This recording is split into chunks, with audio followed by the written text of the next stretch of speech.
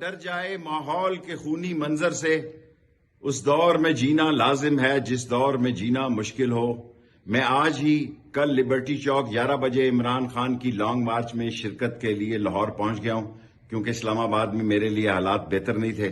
ساری قوم سے اپیل کرتا ہوں کہ اس لانگ مارچ کو تاریخی اور حقیقی طور پر اس ملک کی آزادی کا پیش خیمہ بنایا جائے۔ جوش، جذبے، ہمت، تنتنے اور دبدبے سے اس میں شرکت کی جائے۔ میں بھی کل 11 بجے لبرٹی چوک شرکت کروں گا۔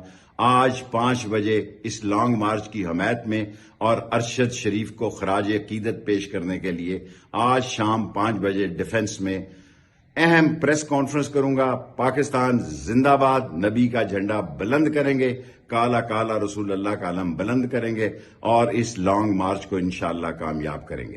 ڈر جائے ماحول کے خونی منظر سے، اس دور میں جینا لازم ہے جس دور میں جینا مشکل ہو۔ میں آج ہی کل لبرٹی چوک 11 بجے عمران خان کی لانگ مارچ میں شرکت کے لیے لاہور پہنچ گیا ہوں، کیونکہ اسلام آباد میں میرے لیے حالات بہتر نہیں تھے۔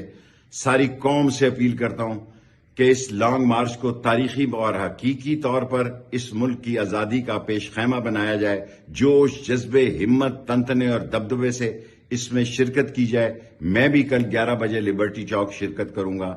آج 5 بجے اس لانگ مارچ کی حمایت میں اور ارشد شریف کو خراج عقیدت پیش کرنے کے لیے آج شام 5 بجے ڈیفنس میں اہم پریس کانفرنس کروں گا۔ پاکستان زندہ باد، نبی کا جھنڈا بلند کریں گے، کالا کالا رسول اللہ کا علم بلند کریں گے اور اس لانگ مارچ کو انشاءاللہ کامیاب کریں گے۔